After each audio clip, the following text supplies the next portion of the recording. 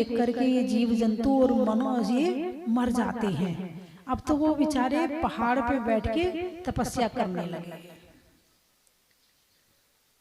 कुछ समय बाद विष्णु जी ने दिखवाया कि नारद जी कहाँ हैं। पता चला वो तो तपस्या कर रहे हैं, प्रायश्चित कर रहे हैं कि मुझे देखकर लोग मरने लगे हैं आजकल, इसलिए मैं तो प्रायश्चित पश्चाताप करूं। बुलवाया, गए, बोले एक काम है। नहीं नहीं, मैं आपका काम नहीं करूंगा। नहीं नहीं, ये काम तो आपको करना पड़ेगा। नहीं नहीं, मैं नहीं करूंगा ये काम। क्यों क्यों नहीं करूंगा? आपने जिन जिन के पास भेजा वो सब मर गए। बोले अंतिम काम है, इसके बाद फिर कोई काम नहीं रहेगा। बोले ये काम तो आपको करना ही पड़ेगा, मेरा आदेश है, मेरी आज्ञा है। बोले क्या काम है? बोले राजा के यहाँ एक राजकुमार ने जन्म लिया है, उसको दर्शन देने जाना है। बोले मैं तो नहीं जाऊंगा, मैं पिछला प्रायश्चित पश्चाताप पूरा नहीं कर पा रहा हूँ। बोले नहीं नहीं, ऐसी कोई बात नहीं है, यदि उसको दर्शन दे दिए ना तो फिर तुम्हारा सब प्रायश्चित पश्चाताप पूरा हो जाएगा। बोले नहीं। बोले तुम जाओ तो सही, आज्ञा है मेरी। बोले पिछले बार पिटते पिटते बच गया, बड़ी मुश्किल से भाग पाया मैं। बोले तुम जाओ तो सही। गए, डरते डरते गए, कहीं ये मर ना जाए। पहुंचे वहां, राजकुमार को देखा, राजकुमार ने नारद जी को देखा। बोले नारद जी आप यहां भी? आश्चर्य हुआ, आप यहां भी का क्या मतलब है? पहले कब मिले हम? बोले पहली बार आपने मुझे नरक में दर्शन दिए तो मेरा इतना पुण्य इकट्ठा हुआ कि मेरी नरक से मुक्ति हो गई। दूसरी बार आपने तोते की पर्याय में दर्शन दिए तो मेरी तोते की पर्याय से मुक्ति हो गई। तीसरी बार आपने मुझे बछड़े के रूप में जब मैं था तब दर्शन दिए और इतना पुण्य इकट्ठा हुआ आपके दर्शन से, इतना पुण्य इकट्ठा हुआ, इतना पुण्य इकट्ठा हुआ कि आज मैं यहाँ राजा के यहाँ राजकुमार बन के पैदा हुआ। ये तो मात्र दर्शन का फल था। किसका फल था? दर्शन का फल था। इतनी सी देर के लिए यदि सत्संगति करी तो नरक से मुक्ति हो गई, तोते की पर्याय से मुक्ति हो गई, बछड़े की पर्याय से मुक्ति हो गई, राजा के यहाँ जाके पैदा हो गया। अरे यदि अच्छे से सत्संगति कर लेते, अच्छे से और प्रवचन सुन लेते, ज्ञान ले लेते, अपना जीवन सुधार लेते तो आत्मा परमात्मा बन जाती। अभी तो मात्र राजकुमार तक बने हैं, फिर परमात्मा बनने में भी देर नहीं लगती। इसलिए सत्संगति अवश्य ही करनी चाहिए। आप संगति तो कर रहे हैं, इस समय सबसे ज्यादा संगति किसकी कर रहे हो? अरे बोलिए ना, किसकी कर रहे हो? मोबाइल की। किसकी संगति कर रहे हो? मोबाइल की। नहीं, मोबाइल एक प्रकार का दिमाग है। क्या है? दिमाग है। तुम तो भूल सकते हो मगर मोबाइल नहीं भूल सकता है। जैसे मोबाइल से मैं सर्च करो कि रोटी के 10 फायदे बताइए तो मोबाइल फटाफट, अरे बोलिए ना, रोटी के 10 फायदे गिना देगा। अब मोबाइल से कहो रोटी के 10 नुकसान गिनाइए तो फटाफट 10 नुकसान गिना देगा और इतने ऐसे गिना देगा कि हो सकता तुम रोटी खाना छोड़ दो, ऐसे गिना देगा। उसमें आप जो सर्च करोगे वो मिलेगा। आप पॉजिटिव निकालोगे, पॉजिटिव निकलेगा, आप नेगेटिव निकालोगे, नेगेटिव निकलेगा। ऐसे ये दिमाग है। यदि इस दिमाग को आप किसी कार्य के लिए तैयार करना चाहते हो तो सबसे पहले ये सोचना पड़ेगा मुझे ये काम करना है। क्या? मुझे ये काम करना है तो जो आपका दिमाग है ना 10 फायदे गिना देगा। ये करने से ये अच्छा होता है, ये करने से ये अच्छा होता है, ये करने से ये अच्छा होता है, 10 फायदे गिना देगा। और जो काम आपने ये विचार कर लिया कि ये काम मुझे नहीं करना है, मान लो पूजा नहीं करना है, अभिषेक नहीं करना है, माला नहीं फेरना है, प्रवचन नहीं सुनना है, आपको मंदिर नहीं जाना है, तो 10 नुकसान गिना देगा। क्या होता है मंदिर जाने से? कुछ नहीं होता। वो तो जा रहा था रोज मंदिर, क्या हुआ उसके साथ में? उसने तो ऐसा किया था, क्या हुआ उसके साथ में? हम नहीं जा रहे मंदिर, हम नहीं फेरेंगे माला। बोलिए हाँ या ना। यदि तुमने अपने दिमाग में सर्च किया कि मुझे ये काम नहीं करना है, तो उसके 10 नुकसान 10 बहाने निकल के आ जाएंगे। और आपने ये सोचा कि मुझे ये काम करना है, तो उसके 10 फायदे निकल के आ जाएंगे। किससे? दिमाग से। दिमाग भी एक मोबाइल है, क्योंकि मोबाइल चलाने के लिए क्या चाहिए? दिमाग चाहिए। और दिमाग चलाने के लिए क्या चाहिए? दिमाग चाहिए। ये मोबाइल कैसे बनाया है? दिमाग को कॉपी किया है। तुम्हारे मोबाइल में मेमोरी कार्ड होता है, अरे बोलिए ना, होता है ना? और दिमाग में भी मेमोरी कार्ड होता कि नहीं होता? भाई तो मैंने तुम्हें कल देखा था, ये कहाँ सेव हुआ? मेमोरी कार्ड में हैं? तुम्हें याद करते हो, तुम्हें पूजा याद है, भक्ति याद है, तुम्हें लोग याद है, परिवार याद है, दुकान मकान याद है, तो कहाँ सेव हुआ ये? तो और मोबाइल में क्या है? Memory card. और दिमाग में क्या है? Memory card. तुम सर्च करते हो तो उसमें से निकल के आ जाता है, और तुम सोचो कि तुम्हें मुझे ये सोचना है, तो वो विचार निकल के आ जाते हैं। यही है ना? तो मोबाइल क्या देख के बनाया गया है? मोबाइल देख के, दिमाग देख के बनाया गया। बस दूसरा दिमाग निकाल के रख दिया सामना। जो तुम्हें याद नहीं रहता है वो तुम्हें याद। तुम्हारा दिमाग तो छोटा सा है, लेकिन मोबाइल का दिमाग बहुत बड़ा है। तुम्हें नहीं पता आकाश में क्या हो रहा है, मोबाइल से पूछो आकाश में क्या हो रहा है, 1 मिनट में बता देगा। मोबाइल से पूछो अमेरिका में क्या हो रहा है, 1 मिनट में बता देगा। है मोबाइल से पूछो मेहरू कला में क्या हो रहा है, 1 मिनट में बता देगा। मोबाइल से पूछो स्वस्ति भूषण माता जी कहाँ हैं, अरे बोलिए ना, 1 मिनट में बता देगा। है अभी मेरू कला डाल दो तो सारी यहाँ की जितनी भी विषय में जानकारियां हैं वो सब निकल के आ जाएंगी, है ना? तो उसमें सबने डाला हुआ डाटा है। उसमें क्या है? डाला हुआ डाटा है। सर्च करो निकल जाएगा। तुमने जो जो अपने दिमाग में डाला है सर्च करो, हाँ या ना? जो सेव करोगे वही तो निकलेगा। तुमने क्या सेव किया अपने दिमाग में? क्रोध, मान, माया, लोभ, हिंसा, झूठ, चोरी, कुशील, परिग्रह, राग, द्वेष, मोह, यही सेव किया ना। जैसे सामने वाला कुछ कहता शुरू हो जाते हो, गुस्सा करना शुरू कर देते हो। तुमने अपने दिमाग में शांति सेव नहीं करी, तुमने अपने दिमाग में अच्छे विचार सेव नहीं किए, क्योंकि जो सेव करोगे वही आएगा। जो मेमोरी कार्ड में डालोगे वही निकल के आएगा। अब महिलाएं हैं, आपस में जब बैठती हैं तो क्या बातें करती हैं? अरे बोलिए ना, क्या बातें करती हैं? पंचायत करती हैं। क्या करती हैं? पंचायत का मतलब व्यर्थ की चर्चा है। अभी अभी ना बस आज तो माता जी आई है ना, तो मैं तो भोजन बना के रख के आ गई, अब जाके बस खाना रह गया है, अभी 1 मिनट इन्हें छोड़ दो। आज तो मैंने कपड़े नहीं धोए, अब तो धूप अच्छी निकल रही ना, तो दोपहर में धो लूंगी, सूख जाएंगे, जल्दी सूख जाएंगे। अरे बच्चों को स्कूल जाना तो उन्हें तैयार किया, यही चर्चा करोगी ना? तुम्हारे दिमाग में क्या सेव है वही मुंह से निकल रहा है।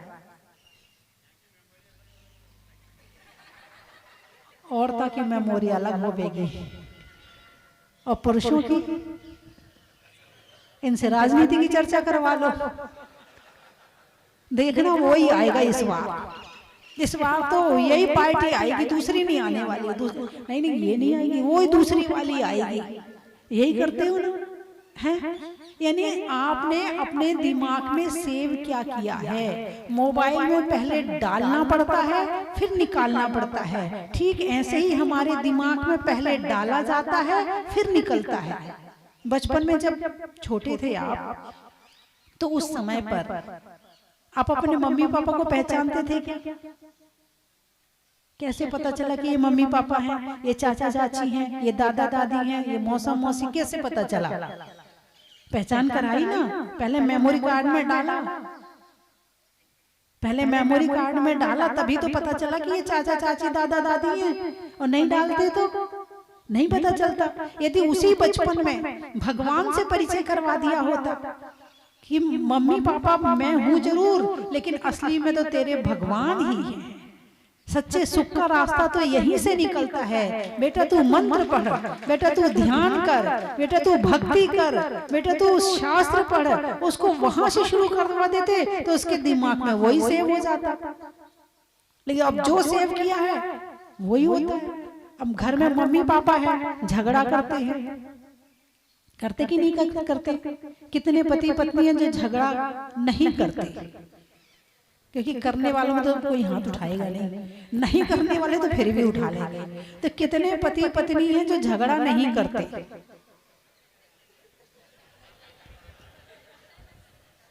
अच्छा, आप झगड़ा नहीं करते? चलो एक तो मिला, मेरू कला की लाज बच गई। अरे एक साल में जो बच गया वो बच जाएगा, वरना एक महीने में लोग अलग हो जाते हैं, और एक महीने की तो छोड़ो 4 दिन में अलग हो जाते हैं, और 4 दिन की तो छोड़ो शादी के पहले ही लड़ने लगते हैं। मोबाइल आया और लड़ाई शुरू हुई, और जब तक शादी आती है तब तक तो बेचारे अलग होने के भाव बनाने लगते हैं। कैसे रहूंगी, कैसे जीवन कटेगा, कैसे होगा। यानी शादी आने तक तो इतनी लड़ाइयां हो जाती हैं कि आगे की इस बात की चिंता होती, रहूंगी कैसे इसके साथ। वो सोचता मैं कैसे इसके साथ रहूंगा। अब तोड़ सकते नहीं है क्योंकि घर वालों की चिंता है, और शादी के बाद में फिर ज्यादा हो जाए फिर अलग हो जाते हैं। इसलिए शादी के पहले मोबाइल पर बात बिल्कुल नहीं करना चाहिए। और जो प्री वेडिंग आदि शूटिंग चली है बिल्कुल नहीं करना चाहिए। जिसने ये कर ली, गारंटी से 50-75% शादियां तो टूट ही रही हैं, टूट ही रही हैं। और उसका कारण यही है कि शादी के पहले जो मोबाइल पे बात होती ना, ये अपने घर की सारी पोल उसको बता देती है और वो अपनी पोल इसको बता देता है। क्योंकि तुम्हारे पास बातें करने के लिए कोई अच्छे विचार तो है नहीं, तुम्हारे पास बातें करने के लिए कोई धर्म चर्चा तो है नहीं। अब तुम बातें क्या करोगे? वो अपने घर की बुराई करेगी, वो अपने घर की बुराई करेगा, और दोनों एक दूसरे को पोल बता देते। मेरी माँ ना आएगी तो डांट ऐसी पड़ेगी ना, पता चल जाएगा। वो कहेगा मेरी माँ भी ना ऐसी है। वो दोनों अपनी पोल बता देते हैं, और उसके बाद जिसकी पोल खुली लड़ाई शुरू। तो शादी के पहले मोबाइल पर बात बिल्कुल नहीं करनी चाहिए। और आजकल तो बड़ा नाटक चला है, नाटक कहते हैं इसको, नाटक। नाटक जानते हो? जानते कि नहीं जानते हो? अरे बोलिए ना। है नाटक की तैयारी हुई और मंच पर आकर नाटक खेल लिया, उसके बाद सब अलग अलग। यही होता है ना, तुम अपने घर और हम अपने घर। नाटक में कोई राम बना, कोई सीता बना, कोई लक्ष्मण बना, केवल नाटक में, उसके बाद सब अलग अलग। ऐसे ही वर्तमान में नाटक चल रहा है, और जितनी ज्यादा नाटकीयता होगी उतना ज्यादा आपकी लड़ाइयां और झगड़े होंगे, जितना ज्यादा दिखावा होगा। तो शादी के पहले मोबाइल पर बिल्कुल बात नहीं करना। हो सकता है क्या? अब तो सबकी हो ही चुकी है। हाँ, क्योंकि समझदारी होती नहीं, बात करने का पता नहीं, और लड़ाइयां शुरू हो जाती है। तो जो सेव किया है वही तो निकलेगा। यदि घर के अच्छे विचार सेव किए हैं तो अच्छे विचार निकलेंगे, बुरे विचार सेव किए हैं बुरे विचार निकलेंगे। सबसे ज्यादा संगति किसकी हो रही है? मोबाइल की। मोबाइल तो हाथ में आ गया, लेकिन मोबाइल में क्या देखना है इस बात की शिक्षा नहीं ली, इस बात की ट्रेनिंग नहीं ली। हर बात की ट्रेनिंग बहुत जरूरी है। जब तक ट्रेनिंग नहीं लोगे तब तक आप उसका उपयोग नहीं कर सकते हो। ऐसे ही मोबाइल की ट्रेनिंग भी जरूरी है कि क्या सर्च करना चाहिए, क्या सर्च नहीं करना चाहिए। अब जैसे ये बाजार है, बाजार में आप सारी चीज थोड़ी खरीदते हो, जो तुम्हें जरूरत होती है वो खरीद लेते हो। लेकिन मोबाइल पर जो दिखता है, कहते जो दिखता है वो बिकता है, यही कहा जाता ना आजकल, जो दिखता है वो बिकता है। तो हर कोई दिखने का प्रयास कर रहा है। फेसबुक दिखने का प्रयास, व्हाट्सएप दिखने का प्रयास, और क्या आता है उसमें, इंस्टाग्राम दिखने के लिए, और क्या क्या है, यूट्यूब दिखने, हर कोई दिखना चाहता है। अब क्या दिखाना है ये पता नहीं है। बात समझ में आई कि नहीं आई? दिखाना क्या है ये पता नहीं है, बस दिखने के भाव पैदा होते हैं तो कुछ भी बना के डालते रहो, और देखने वाले देखते रहते हैं, दिखाने वाले दिखाते रहते, ना देखने वाले को अकल।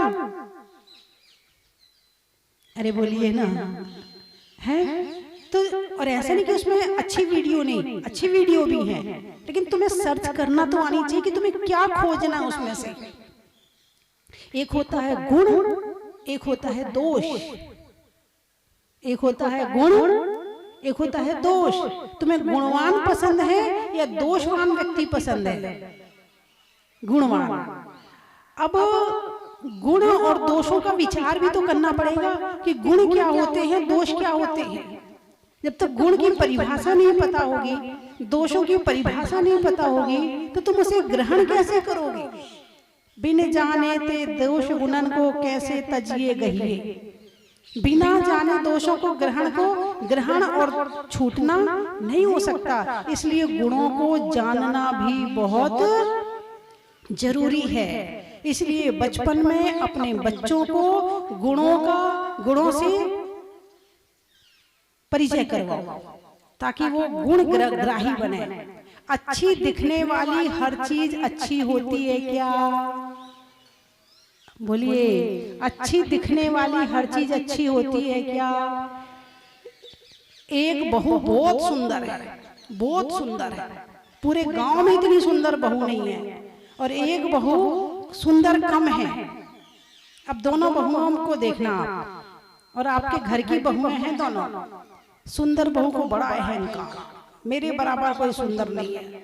9 बजे सो के उठती है, न चाय देती, न दूध देती, न पानी देती, न घर का काम करती, और बोलने में तू तड़ाक। और जो बहुत सुंदर कम है, सब सुबह जल्दी उठती है, मंदिर भी जाती है, पूजा भी करती है, सास ससुर की सेवा भी करती है, पति से भी विनम्रता से बात करती है, उसको भी जो जरूरत होती है उसके समय पे भोजन आदि पानी आदि देती है, और अच्छे से, मतलब स्वभाव अच्छा है। अब कौन सी बहू आपको अच्छी लगेगी? अरे बोलिए ना, कौन सी बहू अच्छी? जो चिल्ला के डांट के बोलती है और उल्टी सीधी बातें करती वो अच्छी लगेगी, या जो प्यार से बोलती है वो अच्छी लगेगी? जो आपकी सेवा करती वो अच्छी लगेगी, या आपको जो सेवा नहीं करती वो अच्छी लगेगी? तो जो रूप होता है ना, रूप, सुंदरता कुछ देर के लिए प्रभावित करती है, लेकिन स्वभाव हमेशा के लिए प्रभावित करता है। रूप कुछ देर देखने में बुरा लगता है, लेकिन उसके बाद एक हैबिट पड़ जाती है। अब आप देखिए, जो कुर्ता पजामा पहनता है तो एक इंसान के अंदर छवि बन जाती है। आपको बच्चे को कहना उनको बुला के लाओ, बेटा वो जो सफेद कुर्ता पजामा पहने ना उनको बुला के लाओ, पहनते हैं ना उनको बुला के लाओ, यही तो कहोगे, क्योंकि उन्होंने अपनी एक पहचान बना ली है कि वो कुर्ता पजामा पहनते हैं। कोई टोपी लगाते, बेटा वो टोपी लगाते ना उनको बुला के लाओ, बेटा वो पगड़ी लगाते ना उनको बुला के, एक पहचान बन गई है। पहली बार देखते हैं कोई व्यक्ति मोटा बहुत हो तो पहली बार आप देखोगे तो आपको अजीब सा लगेगा, और थोड़े दिन उसके साथ रहोगे ना तो फिर वो जैसा है वैसा ठीक है, जो है सो है, एक हैबिट पड़ जाती है। तो दिखने के मामले में आप जितनी मेहनत कर रहे हो, इतनी मेहनत यदि अपने स्वभाव को अच्छा बनाने में करोगे तो शायद जीवन अच्छा बन जाएगा। जो आजकल स्लिम होने के लिए डाइटिंग करते हैं, सुंदर बनने के लिए ब्यूटी पार्लर जाते हैं, जरूरत ही नहीं है इसकी। गुणग्राही बनो। कौन सी ग्राही बनो? गुणग्राही। अपने स्वभाव को गुणमय बनाओ, अपने जीवन को अच्छा बनाओ, और अच्छा बनाने के लिए अच्छी संगति की आवश्यकता है। यदि अच्छी संगति में रहोगे तो तुम्हारा स्वभाव भी अच्छा हो जाएगा। एक बार की बात है कि अल्बर्ट आइंस्टीन जगह जगह लेक्चर देने जाते थे। कौन? अल्बर्ट आइंस्टीन एक वैज्ञानिक हुआ है। तो उसका जो ड्राइवर था, तो ड्राइवर जाके उनके लेक्चर रोज सुनता था, कई सालों तक सुनता रहा। सुनते सुनते उसे लेक्चर याद हो गए। अब उसने कहा कि मुझे तो आपके सारे लेक्चर याद हो गए। तो एक जगह जहां आइंस्टीन को पहचानते नहीं थे, तो उससे कहा भाई आज का लेक्चर तू दे, क्योंकि ना मुझे पहचानते हैं ना तुझे पहचानते हैं। तो बोले ठीक है। गया और लेक्चर देना शुरू कर दिया। सबने उसी हिसाब से सुना जितने हिसाब से अल्बर्ट आइंस्टीन को सुनते थे, और बड़ी वाहवाही करी और बड़ा उसकी प्रशंसा करी। लेकिन बीच में एक व्यक्ति ने प्रश्न पूछ लिया, और प्रश्न ऐसा था कि उसका उत्तर वो नहीं दे पा रहा था। तो उसने बड़े तरीके से कहा, आपका प्रश्न तो बड़ा छोटा सा है। क्या कहा? आपका प्रश्न तो बड़ा छोटा सा है, इसका उत्तर तो मेरा ड्राइवर दे देगा। और आइंस्टीन ने आके उसका उत्तर दिया, और सबने समझ लिया कि हाँ ये ड्राइवर है और ये आइंस्टीन है। ये किसका असर था? संगति का असर था। किसका असर था? यदि होशियार की संगति में रहोगे तुम भी होशियार हो जाओगे। तो बंधुओं, अपने बच्चों के अंदर जब तक उसकी मेमोरी डेवलप हो रही है, धीरे धीरे उसे ऐसी अच्छी अच्छी चीजें दिखाओ, ऐसे अच्छे अच्छे विचार दो, ऐसी अच्छी अच्छी बातें सुनाओ। पहले नानी की कहानी होती थी ना, नानी के यहाँ जाते थे, रात को नानी कहानी सुनाती थी, दादी कहानियां सुनाती थी ना। और हो सकता है वो कहानियां आपको आज तक याद हो, आज तक याद हो, है ना।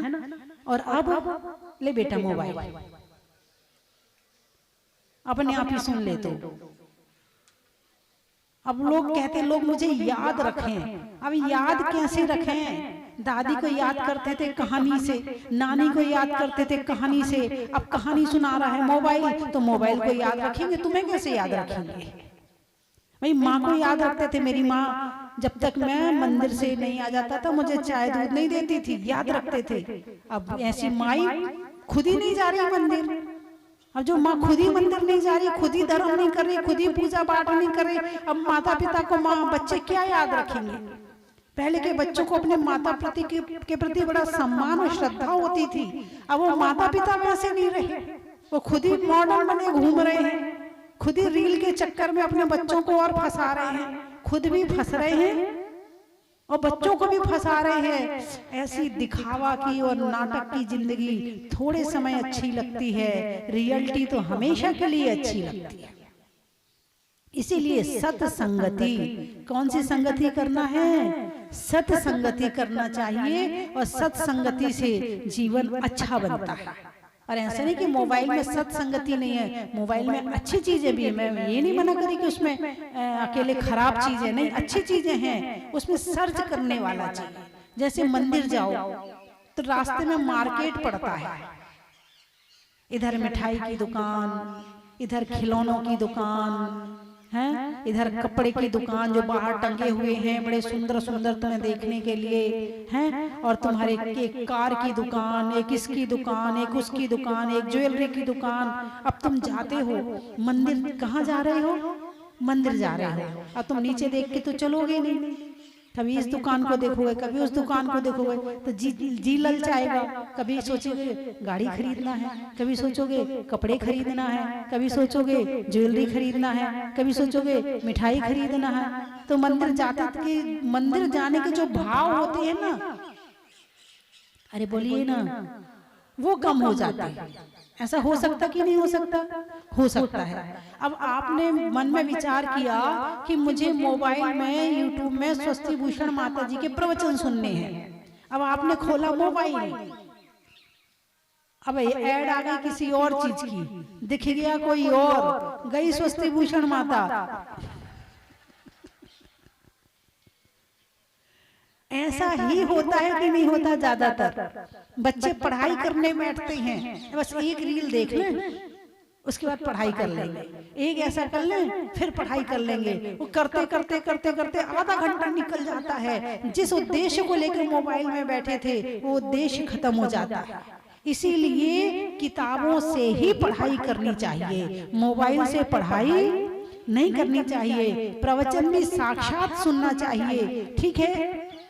जो रोज रोज सुनने लगेगा तो फिर और चीजें इफेक्ट नहीं करेंगी। आपने एक बार दृढ़ता बना ली कि मोबाइल में कुछ और खोलना ही नहीं है, केवल प्रवचन ही सुनना है, तो धीरे धीरे धीरे धीरे मन वैसे ही हो जाएगा। और वैसा मन हो जाएगा तो फिर जो निकालना चाहोगे वही निकलेगा। अपने संस्कारों को मजबूत करना होगा। गाने में सुर का, नृत्य में नूपुर का, और जहाज मंदिर बनने में जहाजपुर का, चंद्रमा में गुरुत्वाकर्षण का, भौतिकता में आकर्षण का, और जहाज मंदिर में दर्शन, मुनिनाथ भगवान के दर्शन करने का, करने में भला का, गाने में गला का, और अच्छे लोगों के रहने में मेहरू कला का, शहर में जिला का, शहर में जिला का, नहीं करने में गिला का, और सावर के किला का, पानी में समंदर का, आत्मा में अंदर का, और दर्शन करने के लिए जैन मंदिर का। और बोलिए, सिर दर्द में बाम का, सुबह के बाद शाम का, और भगवानों में राम का, गाने में तान का, रहने में मकान का, और राम के भक्त हनुमान का,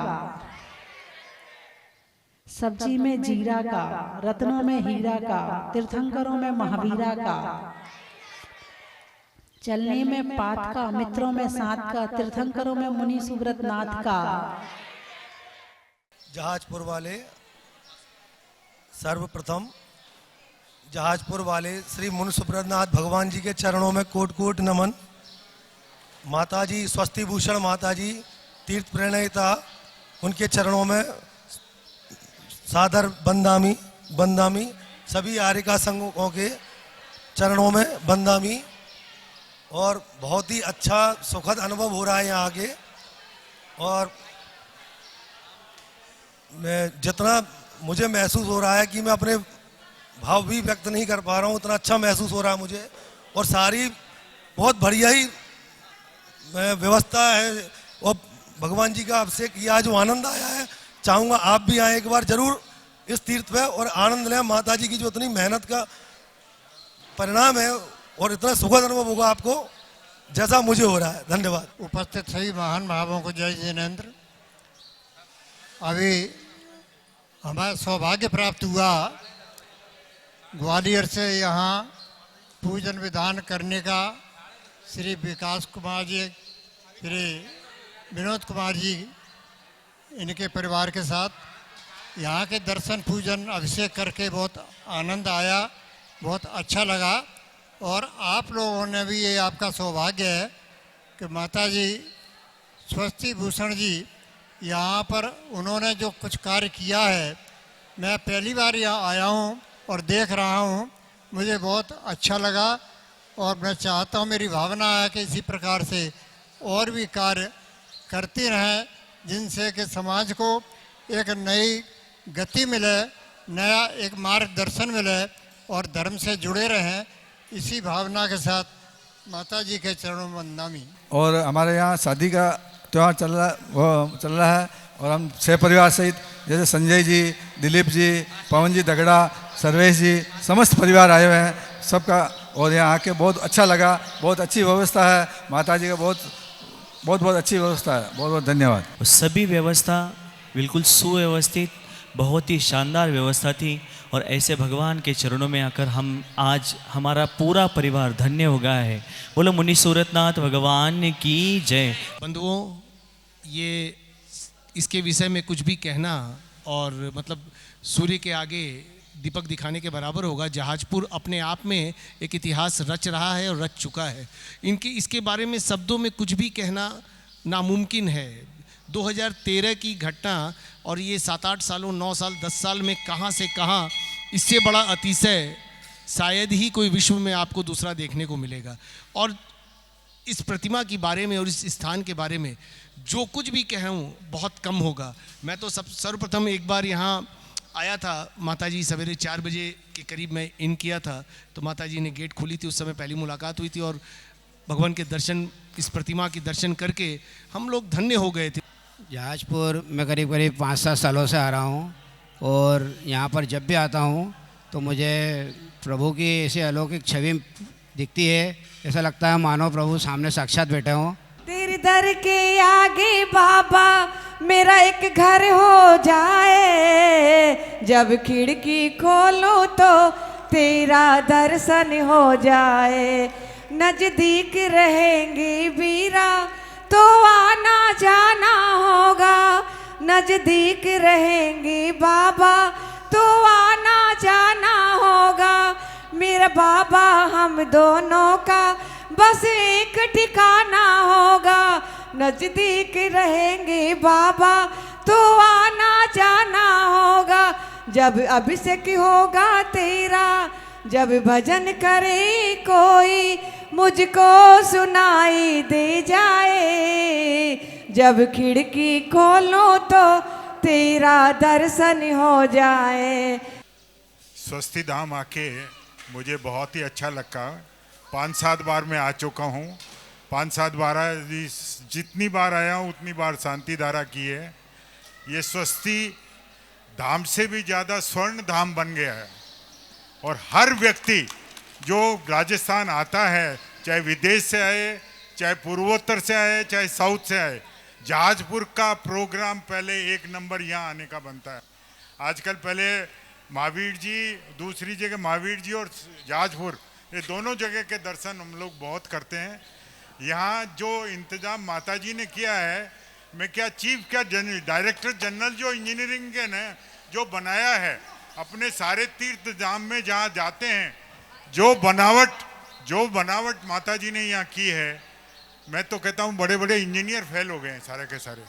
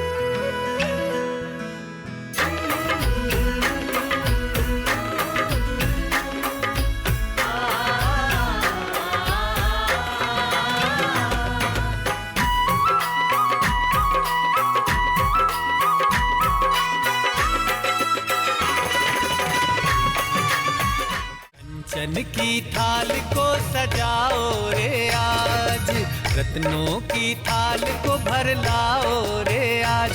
आओ आओ करे रे गुणगान आरती भगवन की, आओ आओ करे गुणगान आरती भगवन की। आओ आओ करे रे गुणगान आरती भगवन की।